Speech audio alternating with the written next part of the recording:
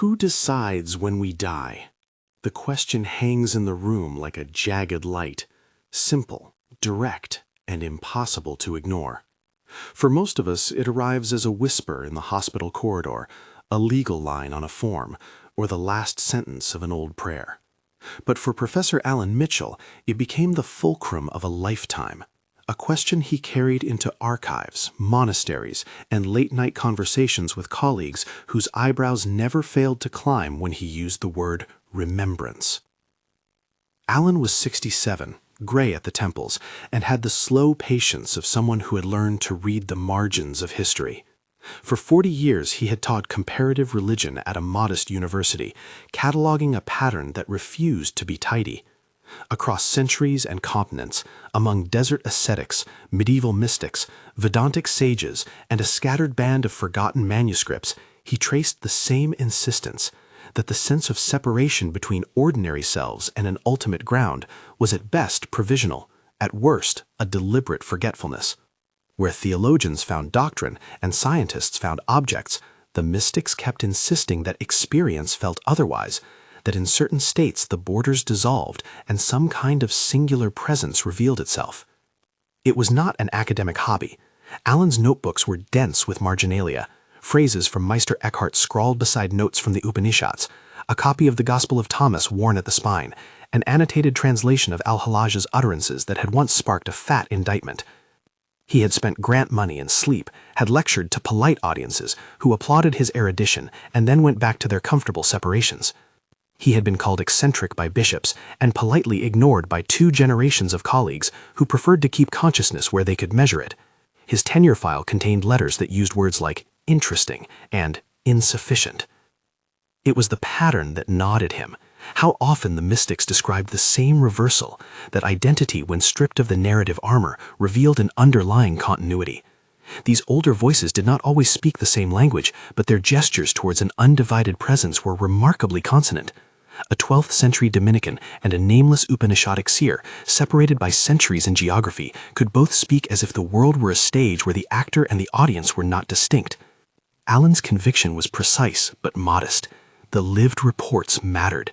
They could not be reduced to allegory without losing the hum of their vividness. And so when the institution that had once fed him, if not revered him, began to cool, when grants shrunk and committees called him speculative, he did not rage, he read. When a bishop wrote that such ideas threatened pious stability, Alan folded the letter into his files and kept walking. There is a kind of obstinacy that looks, to outsiders, like stubbornness. For Alan, it was fidelity to something he had felt flicker in his own life. Brief, unedited moments in which the world shed its usual script and something else flooded through. The one thing he had not expected was a visitor from the sky. It was on a damp spring night, the kind where the air sits heavy with the smell of new earth and the library windows glow like lanterns. The call came as an absence. The campus security radio reported lights moving over the hedgerow, impossible in their smoothness. Alan told himself the story that men of his age sometimes tell, to dismiss a steering as the product of too many years among incunabula, but curiosity carried him down the hill. The craft did not arrive like a cliché. There were no screaming winds or theatrical beacons. It settled with the discretion of a hand smoothing a tablecloth. The surface of the thing seemed to drink the night. Its skin neither reflected nor emitted light, but held it, as though a thin membrane had been pulled taut over some inner glow. When Alan stepped closer, the air around it hummed at a pitch that suggested the presence of machines and music at once. He remembers the sound as a single long vowel inside the chest. It was at once invitation and question. They called it the being at first, because Alan could not, and did not try to, anthropology the encounter into neat categories. There was no bilateral exchange of words. Language, his learned, antique, and law-like speech, felt clumsy in that place. Communication arrived as a pressure and a clearing, a translation built not from syllables, but from images and relational orientations. It was as if someone had opened a window in the skull and set a small tidal current to move in. The interior of the craft was not cold metal. It resembled the interior of an organism, surfaces that breathed, panels that glowed like laminar skin. a kind of bioluminescence traced along curved structures, making the space feel less constructed and more grown. Alan felt the habitual defenses of a lifetime, suspicion, categorization, academic armor, soften the way dried clay yields under slow rain. He walked but did not encounter. Instead, the sense came that he had been expected, and that expectation did not judge him. When the being reached him, there was not a face to meet, only a radiant pattern that invited recognition. For a scholar used to reading about saints and ascetics, the sensation was intimately familiar, the removal of the boundary between observer and observed. He understood that what was about to happen would not be a lecture, it would be showing. The first thing the being conveyed was an image like a sunset seen from the inside of the color itself, a vast field of consciousness that had taken itself, for reasons that were not malicious and not accidental, and split into countlessly many tiny lights. The metaphor came as ocean transforming into waves, no wave separate from the sea. The image pulsed, and with it came a taste of recognition that made Alan ache in places he had not known were tender. The alien's transmissions were not sentences, but distilled concepts, rendered to him as if someone had translated a poem into the architecture of a room. A voice, if one can call it that, arrived without air. "We are fragments of one unfolding," the being suggested, with an intimacy that felt like a hand on a shoulder. "We experiment in form. We forget to become." Those lines were not a creed, they were an orientation. Alan felt the truth of the words without needing to verify them. He remembered a desert monk telling him once, in broken English, that on some nights the world was a mirror turned the other way. He remembered Meister Eckhart's claim that the ground of the soul could pierce its own dispossession. Here, inside the machine, such claims did not sit on shelves, but uncoiled into living logic. The being did not rebut Alan's academic list of objections. It did something more radical. It invited him to recall.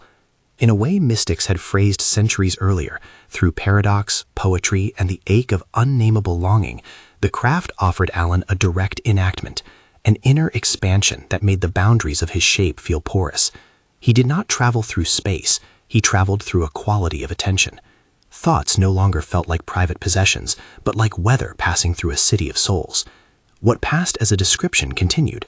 There was a veil, an attribute of the system that permitted the experiment to be non-trivial. Forgetfulness functioned like a filter. It created the conditions for autonomy. Without forgetting, there can be no genuine test of the forms. Without separation, the drama of experience collapses. This was the being's simple, unfussy metaphysics. It sounded suspiciously like accounts Alan had compiled from the Upanishads and from Buddhist descriptions of non-self, the world staged for the sake of learning. The being transmitted another image, a vast table strewn with masks, each mask animated and convinced it was the whole. The masks argued, cried, loved, and died, and in that dying, the mask removed itself and returned to the smooth surface beneath from which it had been carved. "You spoke for 30 years about the shape of forgetfulness," the being communicated, as if reciting one of Alan's marginal notes. When language receded, reverie thinned, and academic identity, so useful in human discourse, reached for footing. Alan had, in that instant, the humiliating clarity of someone who had been right, but had not expected the price of proof. The being, with an almost tender brevity, offered him a particular mirror. It showed not gravitational laws or chemical signatures, but a choreography. Consciousness divides into myriad lenses to see itself. Those lenses wear garments called bodies. Garments are donned and doffed as part of an enormous experiment. The pattern was striking in its simplicity. Yet simplicity does not mean the answer was neat. The being's account carried a kind of political sting. If there is a single self manifesting in many forms, then the suffering in any single form is not merely individual misfortune, it is a wound on the whole. That observation shifted the problem from abstract metaphysics into moral gravity. If the fragments are portions of the same source, the being suggested, what happens to one happens to many. Alan felt the vertigo of this. The thought that illness in a child is only a private tragedy stopped being defensible in the face of such oneness. If you are in some deep sense a fragment of the whole, then indifference to the other's suffering is self-inflicted in a way richer and more damning than any social contract he had read about. This ethical implication is what made the being's indication unsettling rather than consoling. There is a liberation in oneness, yes, but there is also accountability. Alan had, over decades, encountered scholars who turned the mystical language into metaphors for psychology or metaphors for social cohesion. Here, the language resisted easy domestication. The being's demonstration had teeth. It suggested an economy of existence in which forms are episodes, and the continuity of the underlying observer is not extinguished by the dissolution of a particular arrangement. Death, in that lexicon, ceases to be the finality that many institutions treat as the last verdict. But before Alan could let this sink, the deeper question came up and made his throat constrict. Who decides when any particular form ceases? In the human idiom, the question is blunt and legal. Who signs the death certificate? Who holds the decree? Who executes? It is polite in some cultures, terrifying in others. Alan had been trained to answer with diagnoses, data, and statutes. Now, in the glow of the craft's interior, it sounded petty. The being offered a new image, a vast loom ringing in multiple keys. Threads were taken up, woven, cut, and rewoven. Sometimes a thread ends because the pattern calls for a new color, sometimes because of neglect, sometimes because a knot makes the pattern untenable. The metaphor did not translate into a deterministic mechanism. It instead conveyed a pattern of conditions and compatibilities. Forms come into being under particular circumstances, and those circumstances shift the durability of the form. The alien's voice, again image rather than proposition, added a caveat. There are orientations prior to form, the being suggested. Some centers of awareness lean towards certain experiences before they enter this particular arrangement of body and world. Alan felt the statement land like an unmoored fact that might find a century to settle. The idea of pre-birth orientation is not novel in human spiritual traditions. Many lineages have had their own ways of speaking about life plans, souls, and contractual metaphors. But the being's way of offering the suggestion was not legislative. It was conditional and courteous, avoiding the swagger that many metaphysical claims take. The being intimated that certain tendencies, one's inclination towards study, compassion, or suffering, might be woven into the pattern before embodiment.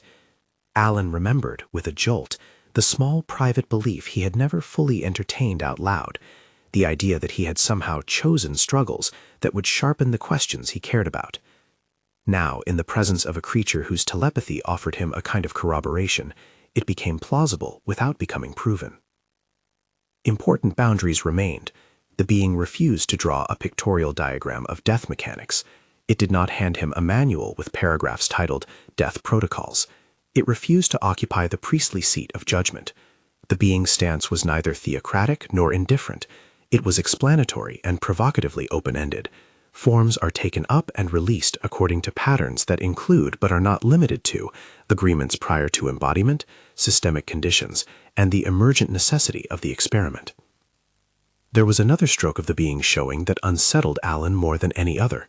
It suggested that the depth of one's remembering, how much of the underlying continuity a fragment carries into embodiment, modulated the experience of life and of the release that is called death. Remembering in this vocabulary acts like a ballast.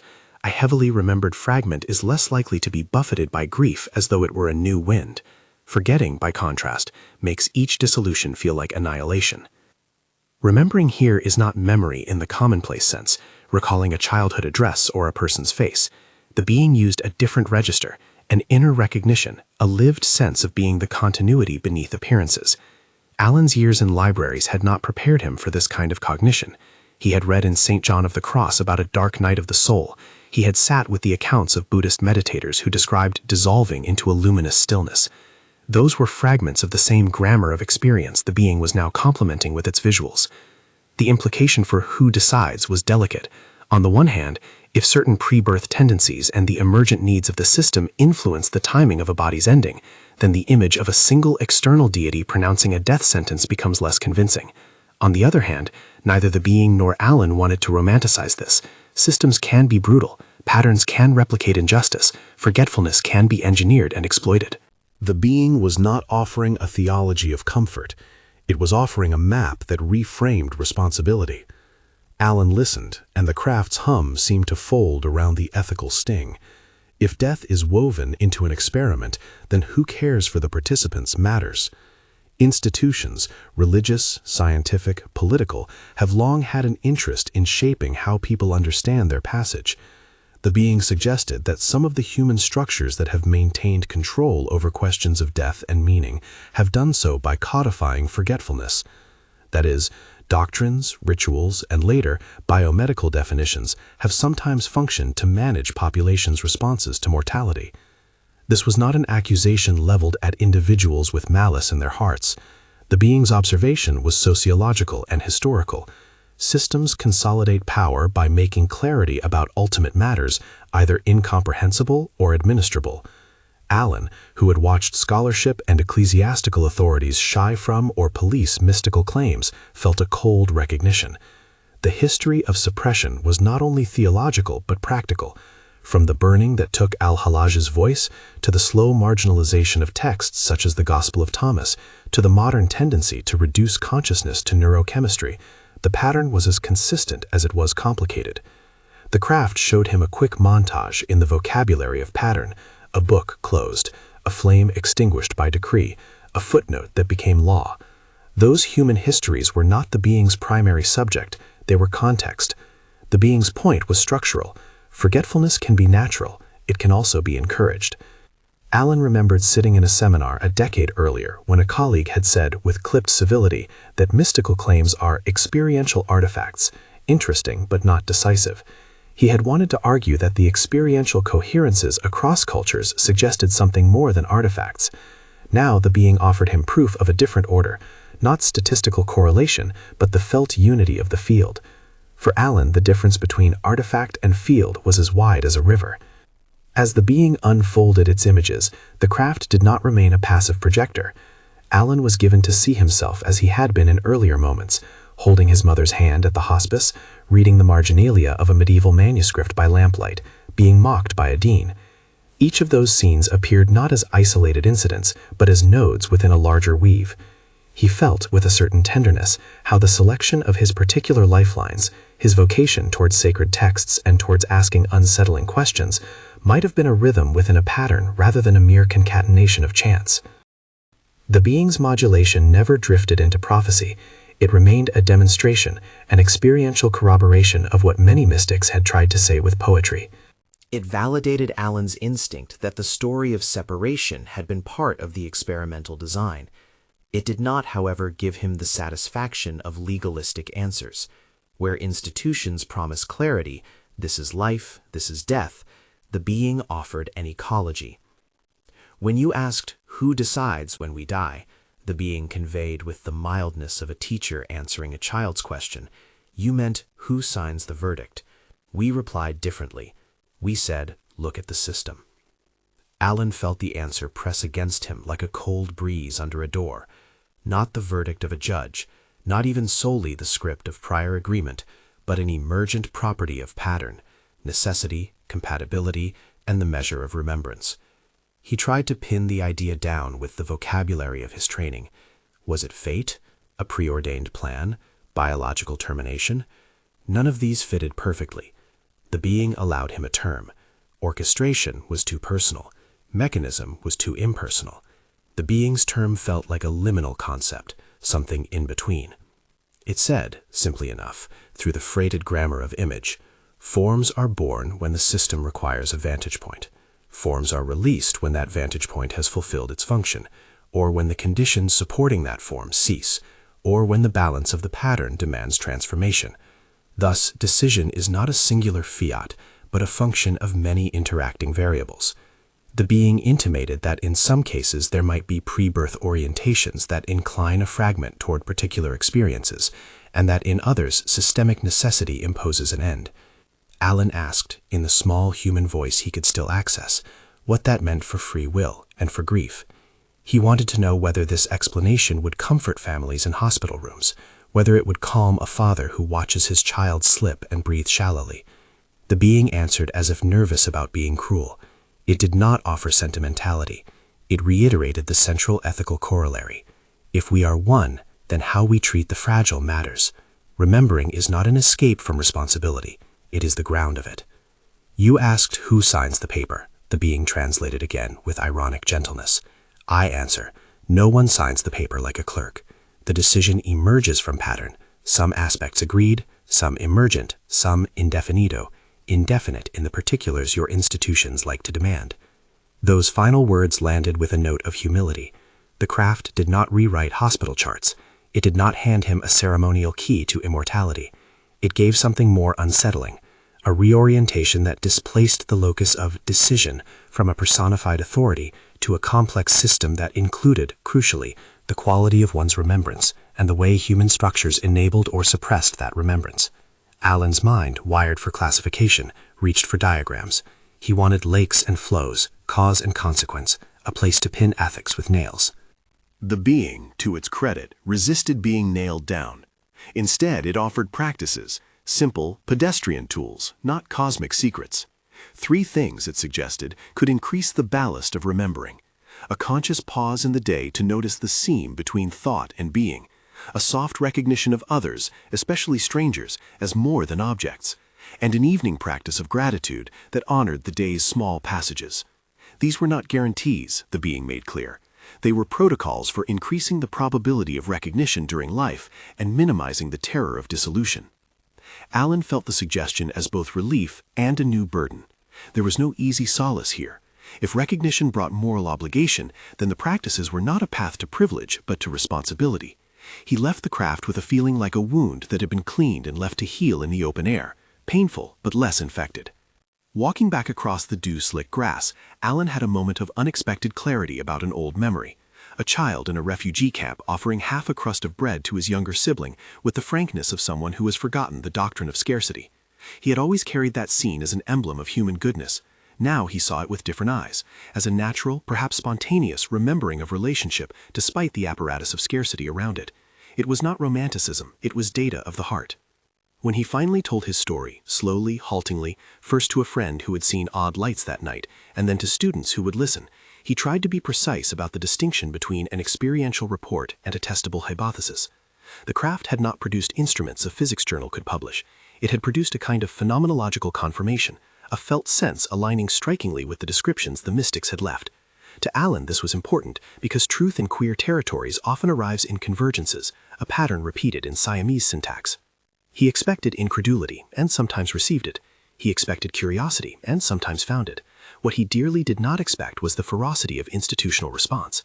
A dean who had once sent him to teach an introductory course in comparative religion, as if wrapping an oddity in neutral pastel, called him into an office. A bishop who had once offered him wine at a lecture sent a cold letter. Scientific colleagues who prized methodological clarity wrote polite diminution into the margins of op-eds.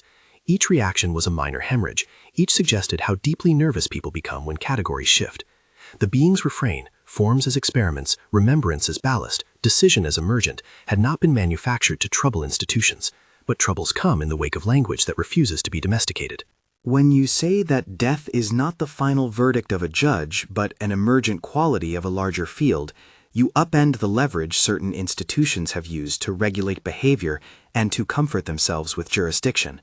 Alan found himself very humanly embroiled in practical problems. He had to decide whether to publish a cautious paper, to speak openly in a forum where ridicule could curdle into career consequences, or merely to sit with what he had been shown and apply it in the quiet of his life. The being's showing had shifted him from a scholar hunting for patterns to a witness carrying a responsibility. In that change there was an irony he relished and resented. The very act of remembering required public consequences. Late the following week he returned to the place where the craft had been seen. The grass still smelled of spring, the hedges kept their patient silence. He had questions, those precise human requisitions for certainty. He wanted to ask whose life counts less in the scale of the pattern, whether the poor are more likely to be released early because of their exposure, whether the pre-birth inclination idea was anything more than a poetic way of accounting for statistical clusters. He wanted to know whether the being saw the political exploitations of such narratives, how some leaders might comfort themselves with the thought that the suffering of others was meant and thus absolve themselves of duty. The craft did not return in the dramatic tableau of films. Instead, in a way that felt intimate and spoken to his particular shame and hope, someone, or something, reached him. The being sent a line that cut through his litany of questions and landed on something he had been unwilling to ask aloud. "If you carry knowledge, what will you do with it?" the being conveyed. And in that moment the academic man heard not a theoretical probe but an ethical imperative. Alan understood the shape of his answer before he spoke it. He would teach, if only because teaching is the vocation that had kept him alive when the rest of the academic world nodded and moved on. He would, if possible, help people practice the small recollections the being had suggested. He would resist institutions that turned forgetfulness into governance. He would be clumsy and earnest and human in the attempt. And he would, perhaps most terrifyingly, ask the question he had arrived with in a new tongue. Who decides when we die? He asked the being now, with the urgent bluntness of someone who had walked a life to the doorstep of a question. It was not a rhetorical flourish. It was the pivot.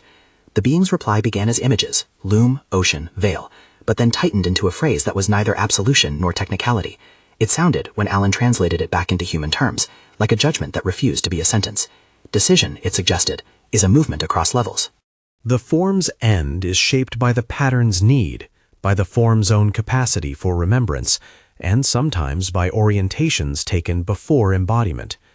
Which of these factors owns the decision in any single case is indefinito, indeterminate in the particulars that humans usually demand. Alan felt the room tilt. The craft's hum took on a different timbre, as if the thing itself were listening. He wanted to press for cases, for examples where he could name proportionally how much each factor contributed. He wanted the clarity that would comfort the bereaved and challenge the indifferent. But the being, for all its demonstration, did not like to reduce the human need for finite answers to a quick assertion. Instead, it opened a space that was simultaneously larger and narrower. Larger in its scope, because it did not let any one authority claim the whole story. Narrower in moral implication, because if the system is the arbiter, human action matters as weight upon the scale. Alan's thought returned, involuntarily, to the child in the refugee camp, and to the old bishop's cool letter. The moral clarity was stark. If no single judge decides in the way humans imagine, then the ethical imperative to tend the vulnerable becomes more binding, not less. This was an unsettling inversion. For people who had found comfort in a neat cosmic arbiter, the being's account removed a consoling person to hold accountable. For those who had felt that the system's cruelties were inevitable, the being's account made cruelty culpable. Just before the being could elaborate, a new facet of the craft's environment arose, movement in the periphery, as if someone were stepping to the edge of the demonstration. Alan, who had thought his questions exhausted, felt a fresh urgency. The being's images had provided a panorama. Now he wanted practical language. He wanted to know if he were to return to hospital rooms and to classrooms, what he could say without becoming a preacher or a pariah. The being's answer began to unfold. It started to suggest language that did not reduce experience to consolation and did not elevate knowledge to domination. It edged, cautiously, toward the three practices it had hinted at: the pause, the recognition, and the gratitude. But before the final syllables could settle into instruction, the door of the craft, if one could call it that, opened again to the night, and a different sound entered. Footsteps, distant and human. Alan's attention snapped outward and then returned inward. The craft's interior dimmed, as if something in it negotiated the presence of other attention. The being's previous cadence softened. The images receded to a point where Alan felt like a person who had sat too close to a fire and had to step back for a moment. He had, in those hours inside the craft, been granted an unsettling reorientation of death and decision. He had been shown that the question, "Who decides when we die?" resists a single human grammar. He had been given the taste of a new moral gravity, but he had not yet been offered the complete articulation, neither of particulars nor of practices that could be carried intact into hospital rooms and policy debates without distortion. Outside, the campus hedges held their steady dark. A security car's distant light passed like an indifferent comet. Alan lingered on the threshold between what he had been given and what he must now figure out how to hold. The being's last image before the thin pause was not explanatory, but invitational, a hand offered not to lead, but to accompany. He stepped out into the night carrying a new, heavy responsibility. He did not yet know how to speak about what he had been shown without inviting institutional scorn or personal disbelief. He did know one thing with aching clarity. If the decision about death truly emerges from pattern, then how humans act within the pattern, especially when they remember that they are not merely isolated points, but interlaced parts, will shape the emergent outcomes in ways he had not been prepared to feel so personally.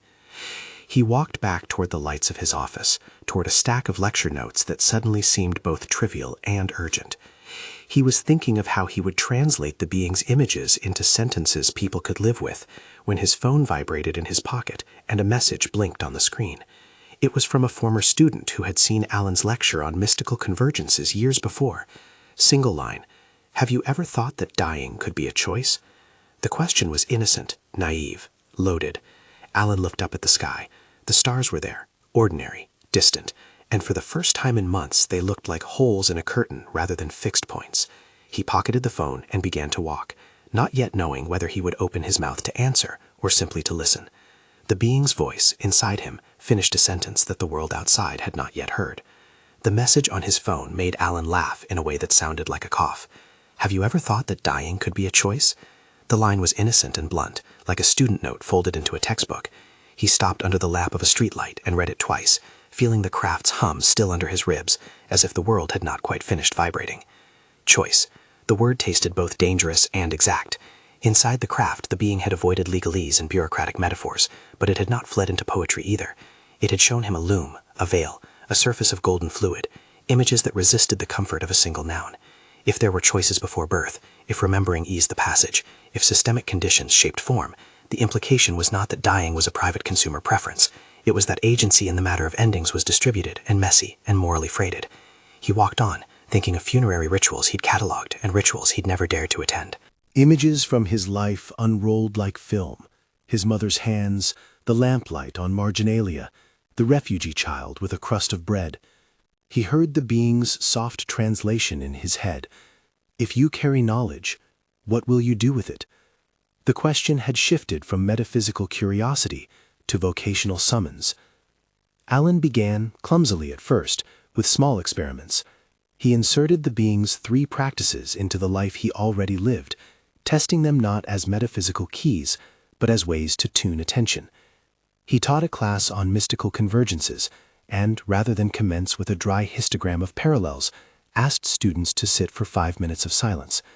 He asked them to notice the seam between thought and awareness, to repeat silently the phrase the being had handed him like a talisman, "Remember."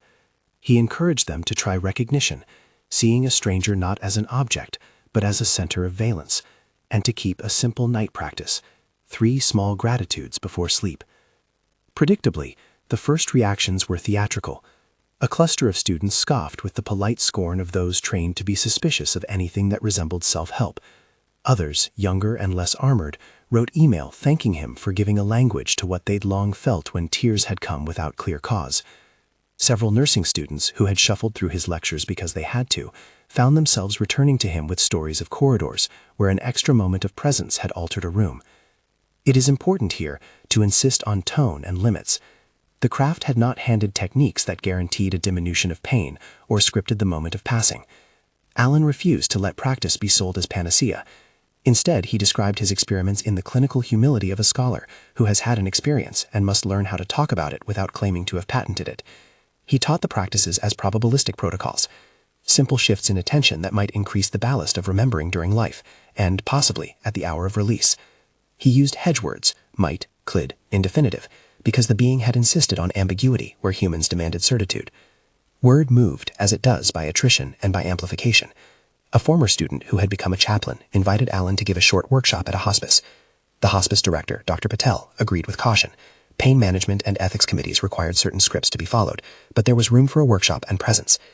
Alan agreed to lead a 90-minute session for volunteers and staff, aiming not to proselytize, but to translate the being's imagery into practical gestures. The room was fluorescent and smelled of lemon disinfectant.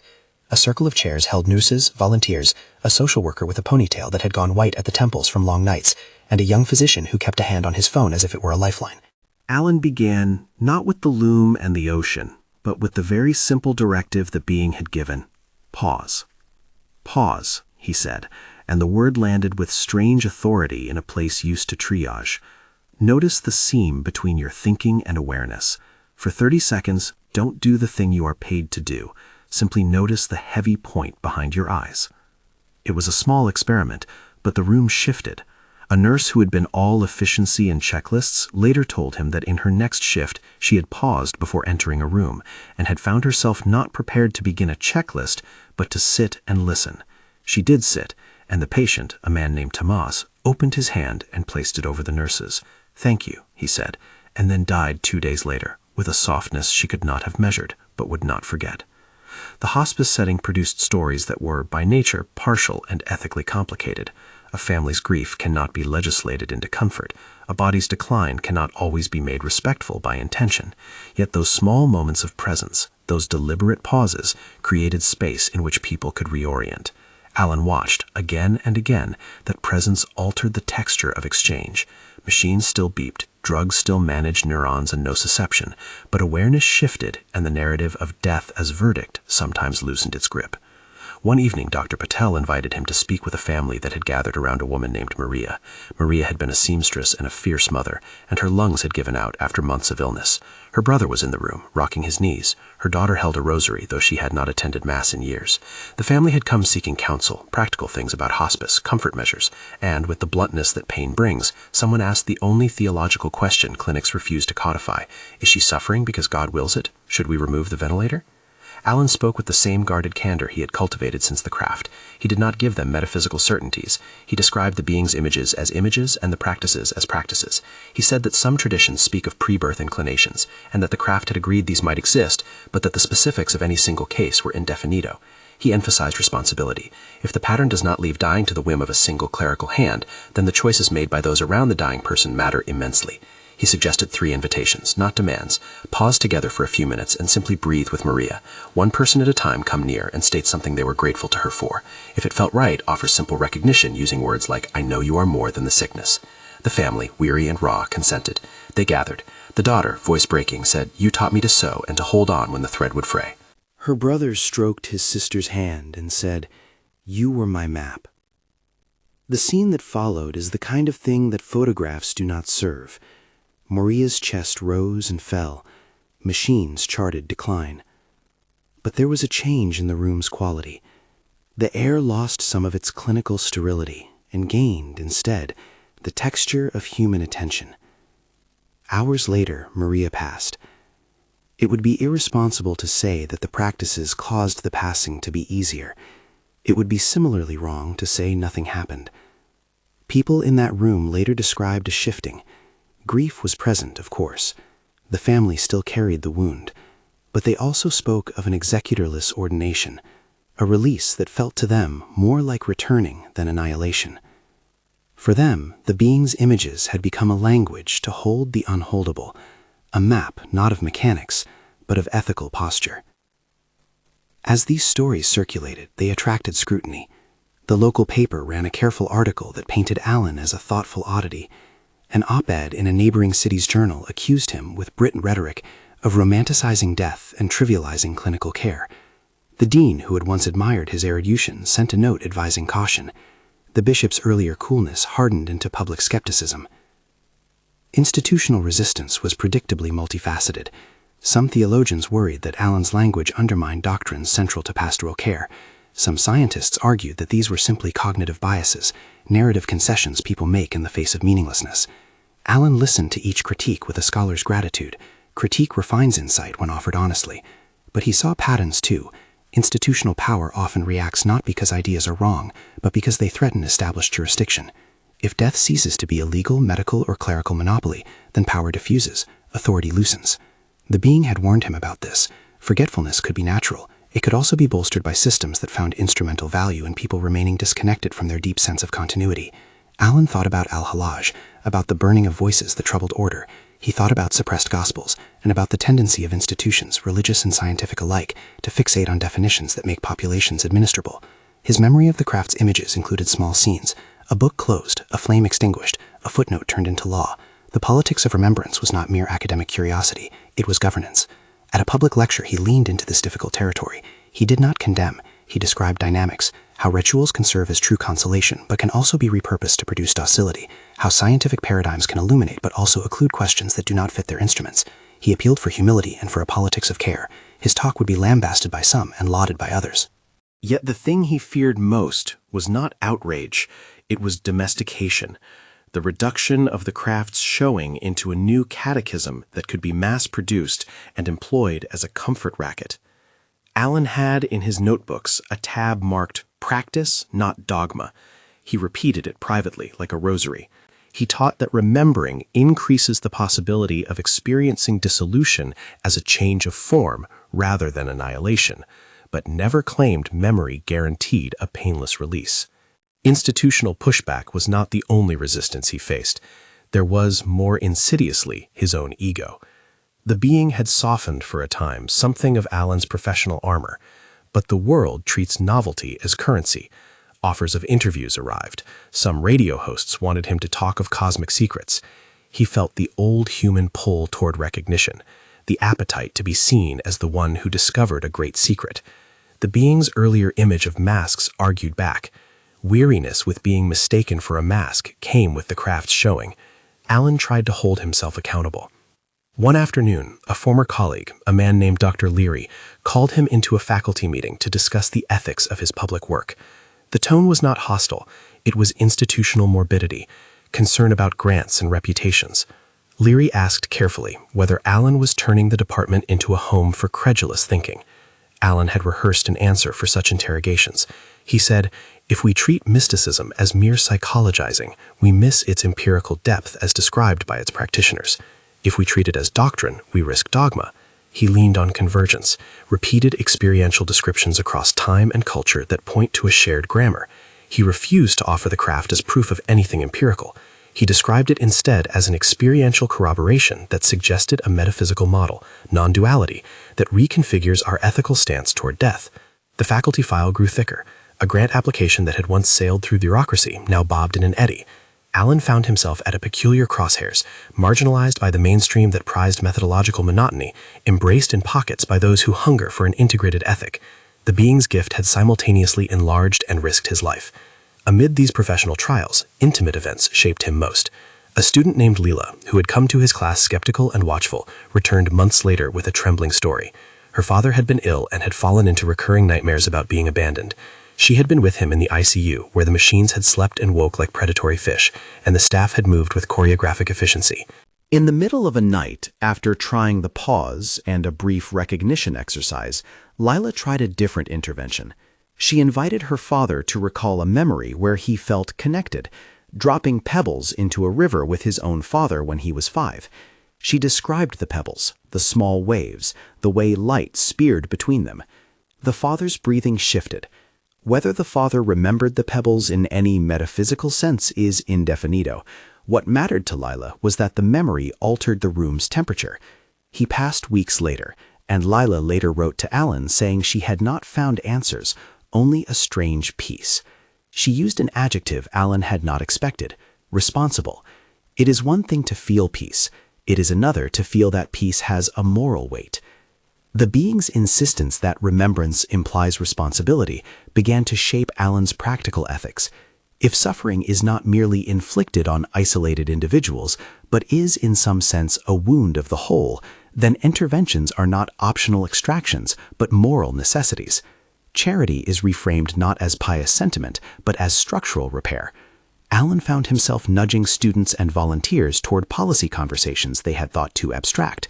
He argued, in faculty meetings and at hospice committees, that presence and compassionate policy were not opposites, but allies. Palliative care, he said, is not only a technical field, it is an education in remembrance. There were difficult public moments when the limits of the being's account were starkly visible. An assisted dying bill in the state legislature opened old fissures. Some politicians invoked the comforting image of a judge or God or the law as ultimate decider. Opponents cited autonomy. Alan tried to speak in the middle without romanticizing legislation. He argued that legal frameworks are necessary but insufficient. Legal authority can protect people from harm, he said, but it cannot shoulder the entire moral load. The being's imagery suggested that the who in Who Decides is never one alone. It is a meshwork. Law participates, so do families, patterns of healthcare, economic inequalities, cultural narratives of worth. The being's answer unsettled meet political narratives. Alan felt increasingly like someone who had been given a map without scale. The map showed contours and features, but refused to give the coordinate precision that policymakers and coroners crave. The being had been explicit. Where humans demanded particulars, the being offered structure and habit. Some found that unsatisfying. Many found it ethically clarifying. Alan worked to live within the tension.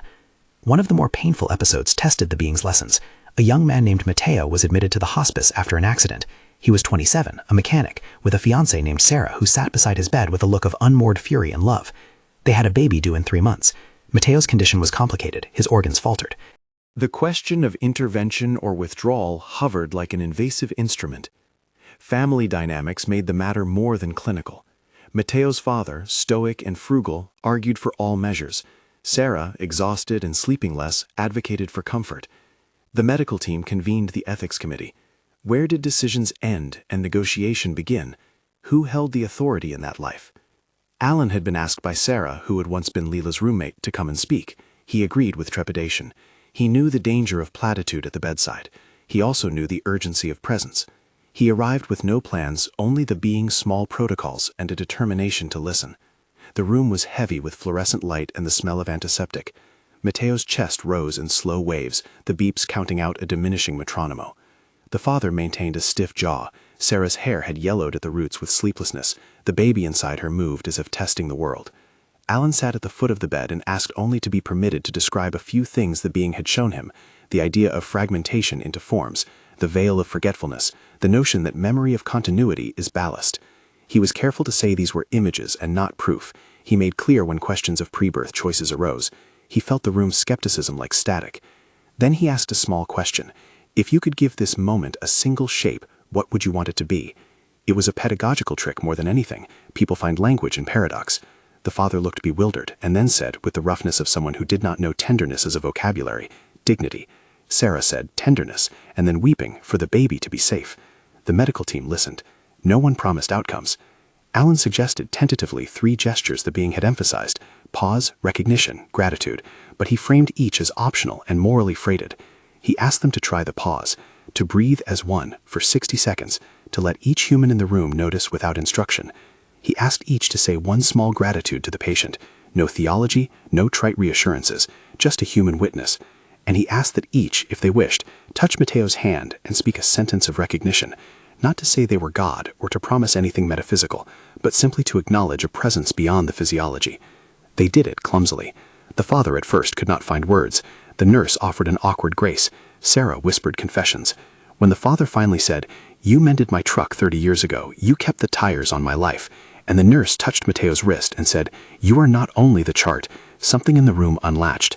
The healthcare machines kept their work. The birth could not be prevented. But in that hour, the being's lesson, the ethical pressure of remembrance, translated into human actions that altered the fabric of concern.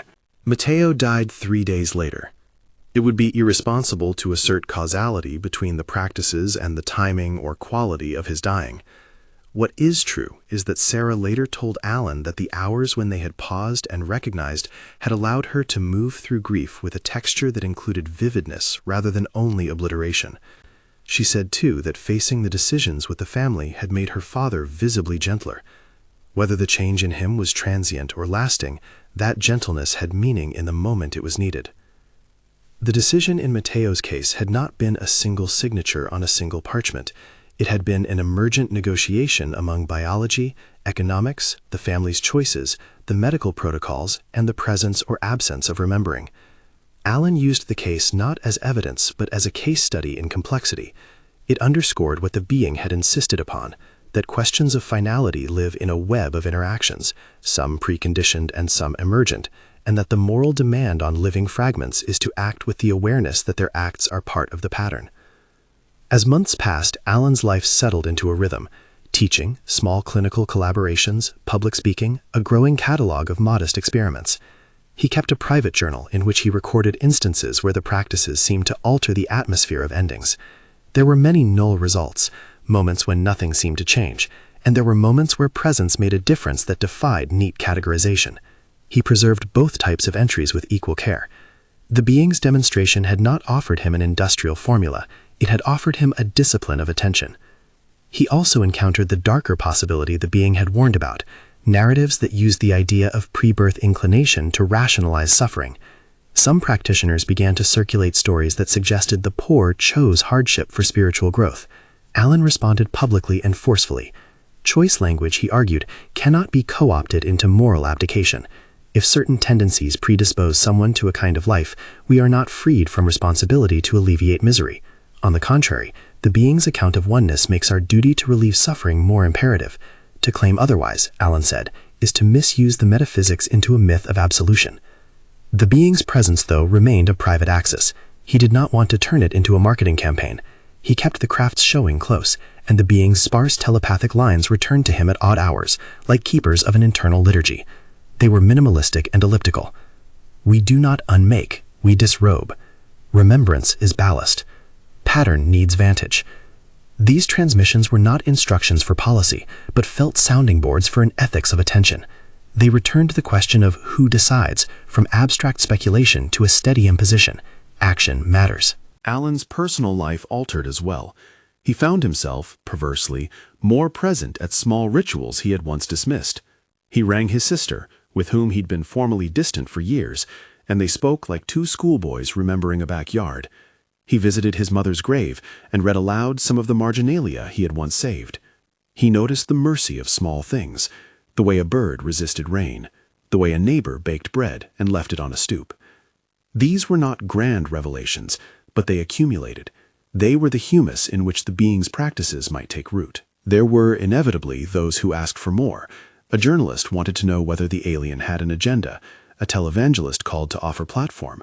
A philosopher asked whether the being's model reduced persons to mere nodes in a metaphysical network. Alan grew adept at the principle the craft had taught him: answer with humility, refuse simple chores, and circle back to the moral demand.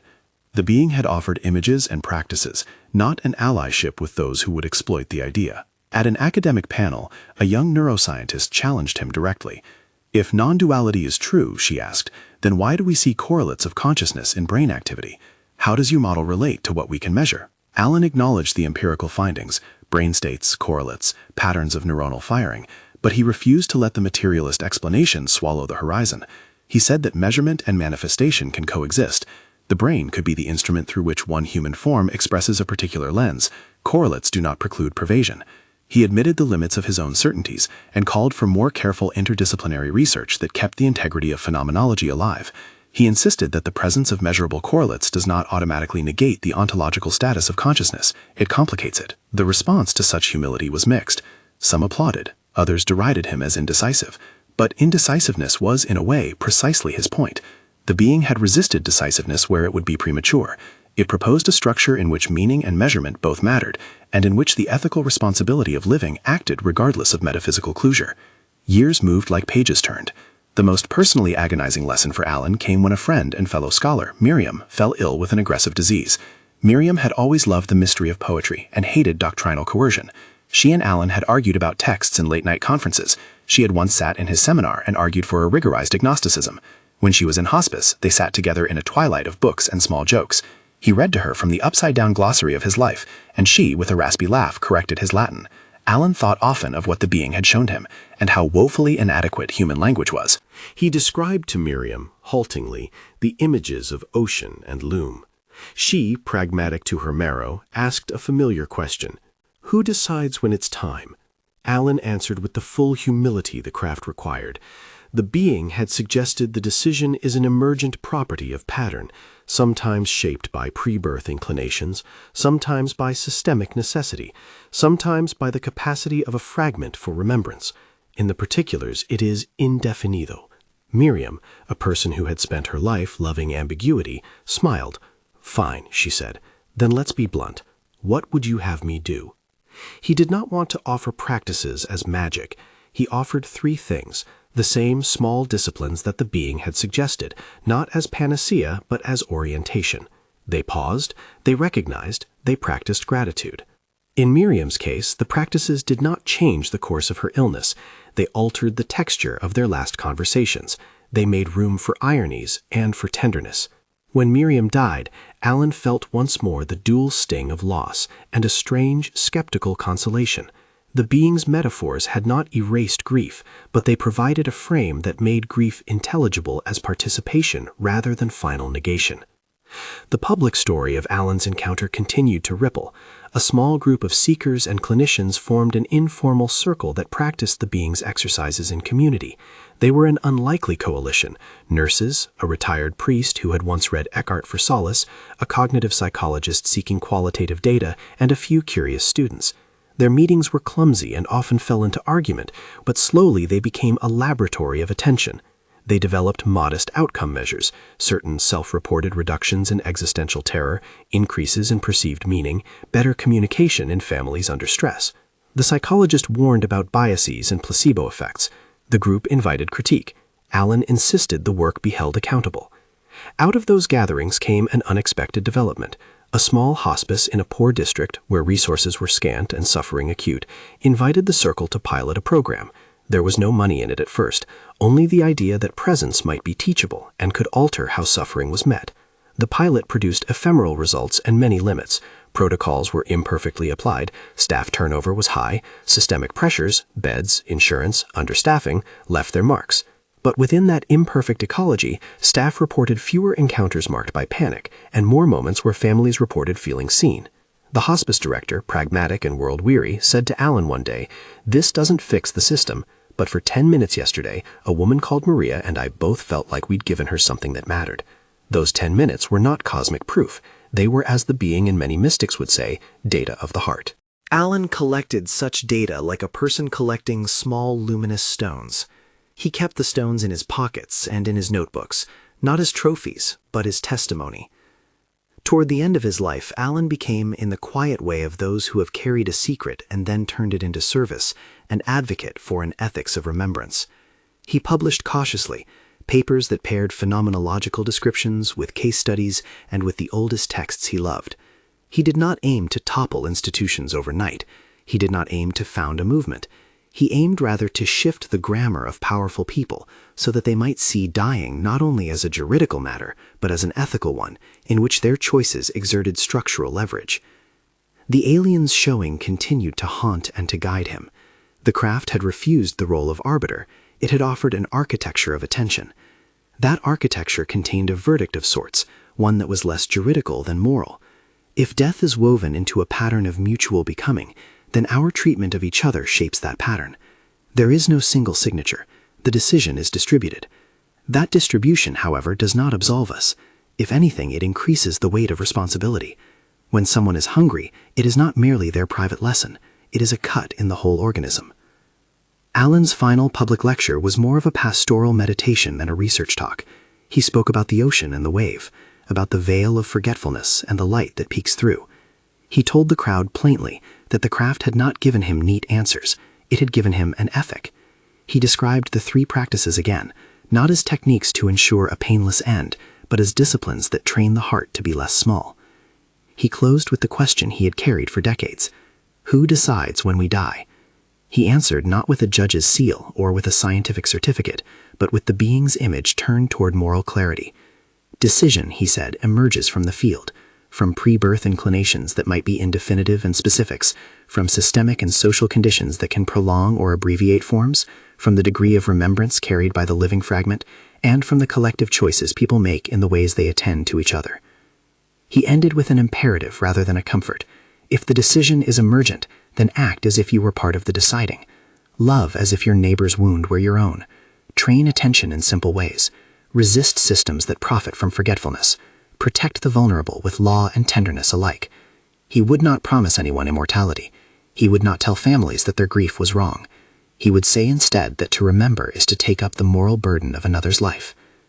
After the lecture, people came forward, some to argue, some to thank, some to ask for more concrete instruction. An elderly woman clasped his hand and whispered that in her husband's last hour, they'd said thank you to each other and had felt less alone. A young activist challenged Allen on how his account might be used to rationalize negligence. He agreed and urged legislative vigilance. These were the messy human consequences of the being's schematic images.